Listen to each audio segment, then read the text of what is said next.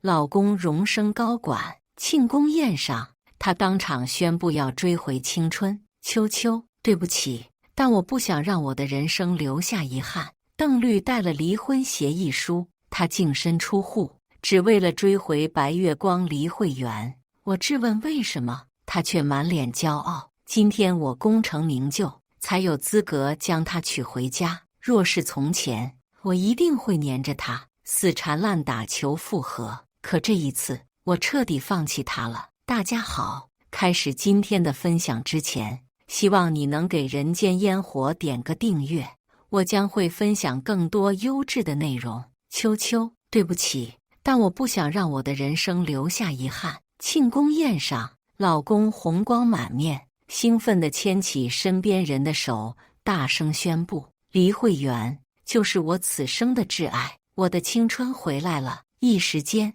众人的目光都聚焦在我身上，而那个陌生的漂亮女人也依偎在老公的身旁，用怜悯的目光看着我，不敢相信平时待我温柔如水的老公会突然变了个人。我颤抖着问：为什么？他的脸上满是兴奋与骄傲。今天我功成名就，才有资格娶她回家。他的兄弟也笑着起哄：要不是当年圆圆出国，也轮不到嫂子你啊。我感到有些难堪，黎慧媛却微笑着端起了酒杯：姐，谢谢你替我照顾阿绿这么多年，我敬你一杯。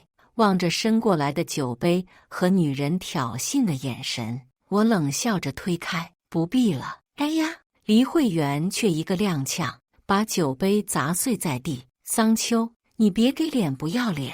邓律喝了点酒，指着我的鼻子怒目圆瞪。我看着眼前的老公，只觉得陌生。原来这几年的小意温柔都是装出来的。见我盯着他不说话，他似乎有些心虚，放下了手，随后又从包里拿出了离婚协议书：签了吧，我可以净身出户，也算是补偿你了。心跳如鼓，震得整个胸腔都是麻木的疼。我抖着手拿出了孕检单：那我和孩子怎么办？邓律皱了眉头，良久后又施舍般开口：圆圆不想生孩子，她怕疼，你可以生下来，但是孩子得归我。我气笑了，一巴掌甩在他脸上：邓律，我今天才算是认识你。我抄起离婚协议书，转身离开。多看这对狗男女一秒，我都觉得恶心。独自打开离开的路上，我接到了江西的电话，他是我的发小，也是一名律师，是我拜托他帮我查看我们的共同财产。小秋，这份离婚协议没问题，他确实要净身出户。他语气中担忧，显然还有未说完的话。只是你们的共同财产几乎没有啊，他已经全部转移出去了。我心一颤，打开车窗，让呼啸的冷风灌进来，才勉强好受一点。我知道了，谢谢你。原来邓律不仅是虚情假意，还刻薄虚伪，不仅算计了我的感情、孩子，就连那些财产，他也没想过要留给我。邓律一夜未归，第二天，他脚步蹒跚地打开了房门，又蹑手蹑脚地来到了床前，装模作样要亲吻我的额头。我几乎是立刻就醒了过来，浓重刺鼻的酒气弥漫。我皱眉推开了他：不是要离婚吗？现在又来恶心谁？他坐在了床边：秋秋，昨天我喝多了酒，说话有些过火，我跟你道歉。你知道的，结婚5年，我从没有跟你吵过架，只是圆圆，她实在是我的软肋，你一定能理解我的吧？她抚上了我的肚子，等孩子生出来，咱们再离婚吧。以后你虽然做不了我的妻子，但你永远是孩子的妈妈。听到这话，我瞬间浑身爬满了鸡皮疙瘩。他舍不得黎慧媛受苦，但又很想要个孩子，于是就打上了我肚子里孩子的主意。那我算什么？他们俩的生育机器吗？我咬紧牙关，一字一句出声：那这个孩子，你可要好好保住了。邓律马上笑容满面：不要生气了，怀了宝宝不能情绪太激动。我给你煮点桑葚玉圆羹，润润肠胃。桑葚玉圆羹，那是黎慧媛最喜欢的。我生理性的反胃，正开，邓律就跑到洗手间，弓着身子，把最后未消化的一点食物吐得干干净净，连着胃酸都吐出来，喉咙生疼。邓律急忙跟过来，为我顺着后背。我不作声地躲开了。他抬着手正在半空，最后给我递了毛巾，陪我做一次产检吧。你还没听过宝宝的胎心？好啊。他很快便开车带我到了医院，挂号排队。他牵着我的手坐在长椅上等，手机有接二连三的震动。他看了一眼，便神色紧张。秋秋，我去趟厕所，你等我回来呀。一直等到医生第2次叫我的号，邓律也没回来。通过黎慧媛的平台账号可以看到，此时他的定位就在这所医院。真是笨死了，来探望妈妈，结果把脚崴到了。看来邓律是不会过来了。我苍白着脸色走入诊室，躺在彩超床上询问医生，我能录一段胎心跳动的录音吗？我小心举着手机，四周一片安静，唯有微弱的心跳声。这是我期盼了5年的孩子，而现在这可能是最后一次听他的心跳了。我预约了人流，2个多月身孕，手术做得很快。刚走出诊室，就看见邓律搀扶着黎慧媛。下次来看阿姨，就打电话让我接你一起。脚都肿成这样了，我心疼坏了。我按住又反胃的腹部，转身准备离开，却听到黎慧媛娇柔的声音：“阿律，那是秋秋吧？”黎慧媛站起来。邓律就小心地扶着她，后来干脆将她抱起来。她脸上挂着笑容，那是胜利者的笑。秋秋，你是来做产检的吗？孩子还健康吗？她热切的目光看着我的肚子，仿佛已经默认了里面是她的孩子。我面无表情地转身离开。他们以为孩子还在，自然会降低警惕，我才有时间收集证据，让他们付出代价。走后，我立刻给江西打了电话，帮我查查黎慧媛在日本为什么离婚吧。江西的业务能力真的很强，第2天就给了我结果。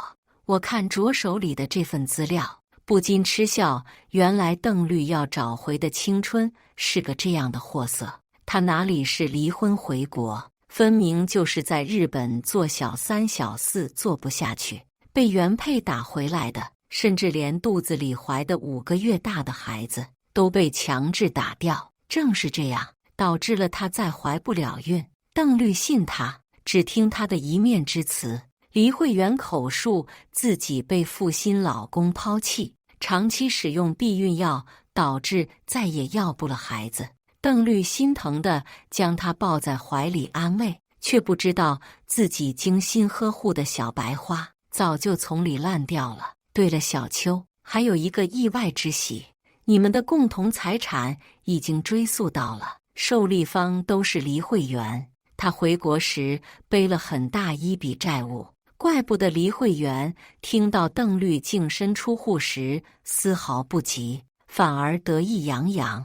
原来事先已经把钱捞走了。家门再次被打开时，邓律手里拎着箱子，身后跟着的人是黎慧媛。他毫无顾忌地走进来，打量着我的家。阿律，你家装修的好老派呀，我们以后的房子可得按照我的想法来装修。邓律宠溺地陪笑，眼神看向我时，舒娣变得冷淡下来。圆圆和他妈吵架了，没地方去，我带她来住1晚。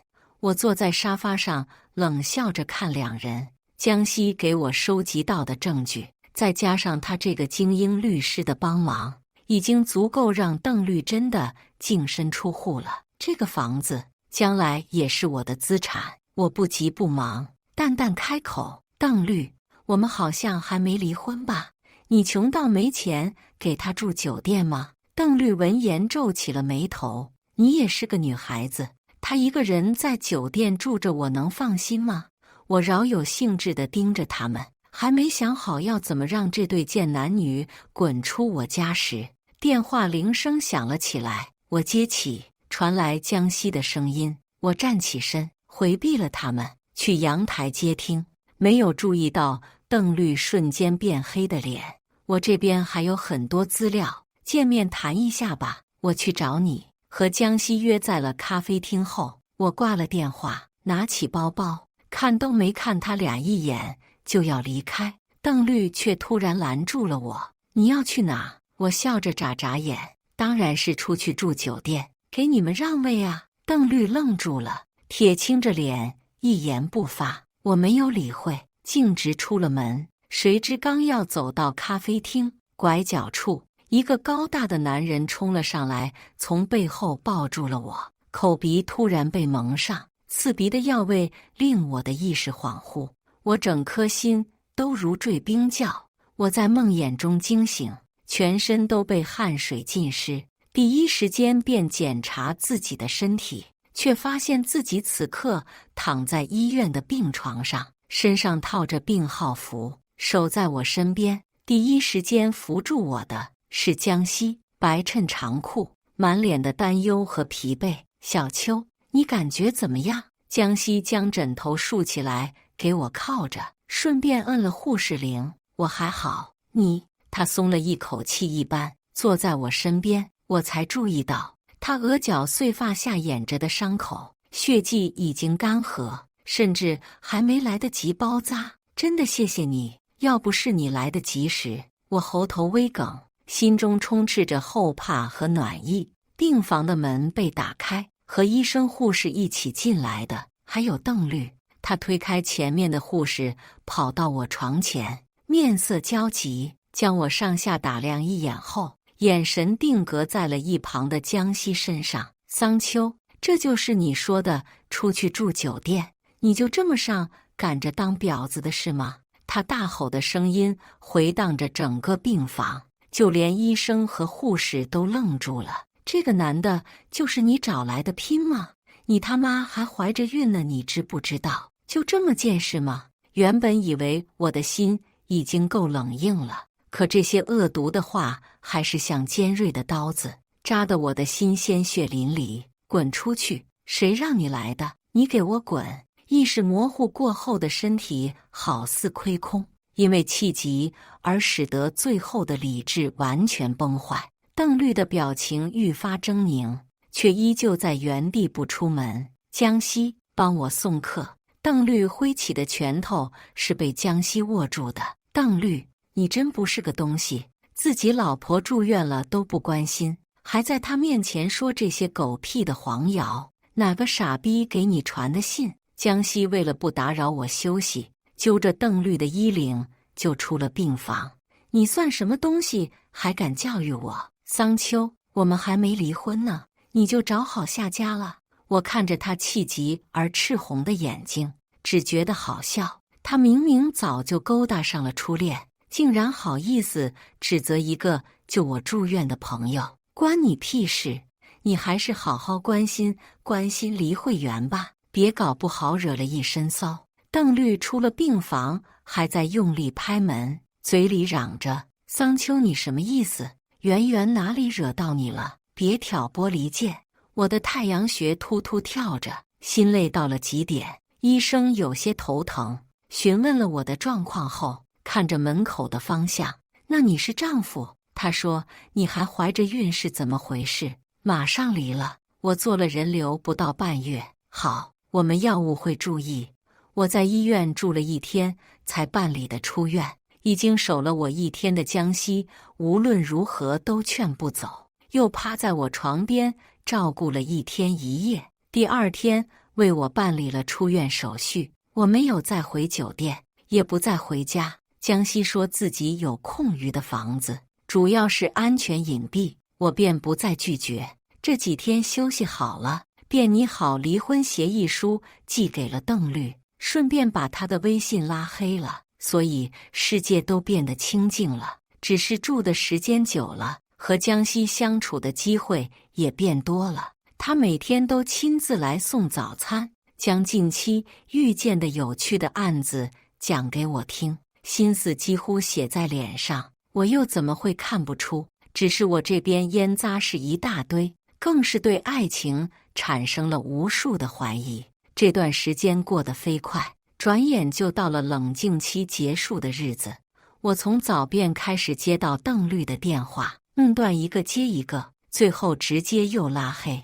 他又不知道从哪里搞了新的号码，我忍无可忍，接通了。你烦不烦？我就是提醒你一下，今天要去民政局领证，别只顾着和你的姘头厮混，把正事忘了。邓律手上的烟已经下了半包，整个人都有种颓靡的意味，说出的话恨恨的，可握着烟盒的指节却因用力而泛白。当然不会，你还是顾好你的小情人吧。我挂了电话，一直加班到傍晚，我甚至顾不上吃一口饭。江西亲自来公司接我时，顺手带了我爱吃的蛋糕。只要你打官司，我一定能让你赢的。小秋不等我道谢，刚解除免打扰的手机跟爆炸一样响了起来。桑丘，你人去了，我已经到了，你竟敢放我鸽子，是不是跟那个江西待在一起？桑丘，我警告你，你要是敢骗我，我一定不会放过你。你是不是舍不得离开？我知道你怀了孩子，又那么爱我，今晚回家吧，我们好好聊聊。他的内心戏倒是充足，又是生气又是缓和的，像是个人格分裂。要回去吗？江西小心问我。回呀，不然怎么见证情人反目呢？我顺手整理了关于黎慧媛的资料，以及那场人流手术的通知单，还有一场大戏等着呢。我已经迫不及待了。江西开车将我送到了楼下，又叮嘱了几句，我才上了楼。结果刚打开门，就看到邓律阴翳的目光，好似我做了什么对不起他的事情。桑丘，你就这么贱，回家都要他来送是吗？我不知道他哪里来的这么大的恶意，明明他都已经将情人接回家住了，我只是被送到楼下，而且都要离婚了，关他什么事？不是要聊聊吗？我不接他的话茬，只是白了他一眼。邓律努力平缓了情绪，坐到了我对面。秋秋，我知道你心里有气也有怨怼，我没有啊。我一脸平静地看着他，可邓律根本不相信，还说自己没生气。你白天都没来，我还不了解你吗？是啊，我们在一起7年，他应是这个世界上最了解我的人，可我却不了解他。秋秋，我给圆圆租了房子，她不会在我们的家里住了。我知道你爱我，其实我们也可以不分开的。我看向邓律，不明白他话里的意思。怎么，你现在舍得让你的圆圆做小三了？邓律面色微窘。我们去办了离婚证，以后每周我都来家里陪你，好吗？秋秋，真是好大的脸啊！我实在忍不了，站起身来，狠狠给了他一巴掌。我呸！邓律，你要不要脸啊？你当自己是什么香饽饽？我还要上赶着给你做三。我真是后悔自己没有早点看清楚你的真面目，真是个禽兽不如的人渣。邓律脸色变了又变，按照他的脾气，定然要发火，可是他竟然又凑到了我身边，恬不知耻地继续开口：秋秋，你别太生气，我只需要你别再和江西联系，你肚子的孩子我会和你一起养，我们给孩子一个完整的家，不好吗？圆圆那边我会搞定的，不会将孩子送到他那边的，你放心。放个狗屁的心！我尽量不让自己被他的无赖给影响情绪。你知道我为什么要和你离婚吗？他抬起头看着我，因为黎慧媛已经把你的钱骗走了呀。你是想净身出户，落一个好名声，只是他呢，可不想跟着一个一穷二白的人重新积攒家底。说到底，邓律也只是做到了高管，10几年积累的财富不是一朝一夕能回来的，而黎慧媛需要一笔大款来填补自己欠下的债。还不能引起邓律的怀疑，也只能将主意打到了我们的共同财产上面。邓律脸上的表情很精彩，但是我不想继续陪他演戏了。好在他也算是个聪明人，听到我的话，也终于有所怀疑。我临走前，将手里查到的资料都将送给他，以他的手段，还是能查出真假的。而我除了离婚，当然还有一件大事要做。在酒店迷晕我的男人已经被抓起来，我和江西当然会怀疑是黎慧媛主谋的，所以一直以来都将方向集中在这方面，不负所望，查到了男人的家属在海外账户的汇款，汇款人是黎慧媛。顺着这条线，警察很快就查出了事情的真相。黎慧媛虽然生不出孩子，但是私心里并不希望我生下这个孩子，嘴上说愿意养，不过是为了故意恶心我。她当然不想养别人的孩子，尤其是我的，毕竟将来孩子长大了是要分走家产的，说不定留在身边还会不断提醒邓律我的存在，所以她故意设计雇了这个男人将我迷奸，一方面毁掉我的清白，另一方面可以让我流产。只是他时间算计的不巧，刚好赶上我约了江西见面，这才让我免受了羞辱。警察是去邓律给黎慧媛租的住处抓人的，去的不凑巧，刚好赶上邓律也去看黎慧媛。被抓捕令吓得浑身瘫软的黎慧媛看到了邓律，就像是看到了救命稻草一样。阿律，阿律，快救我！他们抓错人了，你快救我呀！如果我在场，我当然会以为邓律一定会拼上去质问警察，会用尽所有的人脉和资源将黎慧媛保释出来。所以我和江西已经做好了抗衡的准备，只是出乎我们的意料，邓律冲上去给了黎慧媛一巴掌。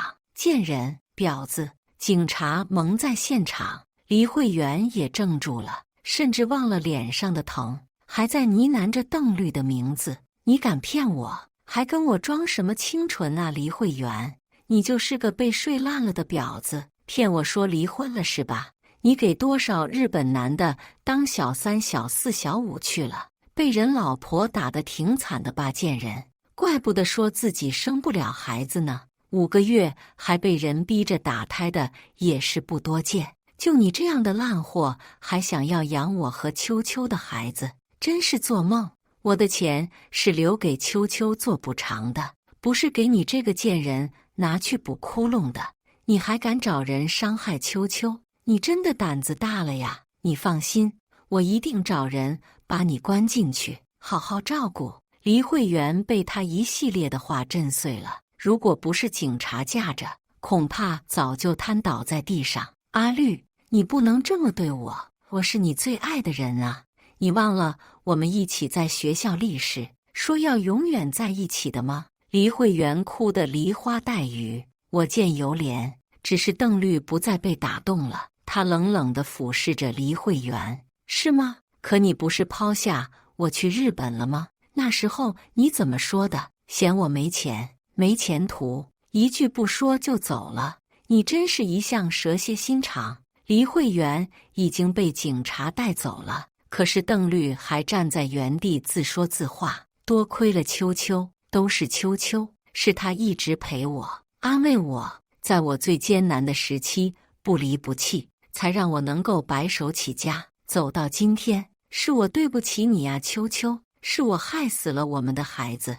邓律痛苦地蹲在地上，将自己抱作一团。他手里握着的是我留给他的人流手术单，我早就打掉了那个孩子，从来都不打算给他机会，对他心软。邓律眼睛赤红，泪水滑下，他蓦地站起身。秋秋还没有和我离婚，只要我好好补偿他，她还是我的妻子。我刚刚从公司下班，江西如期在楼下等我，同事们打趣：小江律师真是风雨无阻。江西竟有些羞赧的笑笑，顺手接过了我手里的包，一起坐车送我回家的路上，窗外下起了小雨，车里静静无声。我闭目养神，到了小丘，我迷蒙睁开眼睛，就看到江西轻伸过来，长臂一挥，帮我解开了安全带。贴近的距离陡然让气氛暧昧，车窗上却突然传来了剧烈的敲击声。江西轻咳，将身子回正，降下车窗。车外站着的竟然是邓律，他红着眼睛看我，眼里仿佛都是控诉和委屈。黎慧媛虽然是被抓了，但不至于来我这里控诉吧？邓律，黎慧媛是他自作自受，我知道他的情绪明显激动，我知道他该死，是他该死。秋秋，你放心，我会找最好的律师，一定把他送到监狱。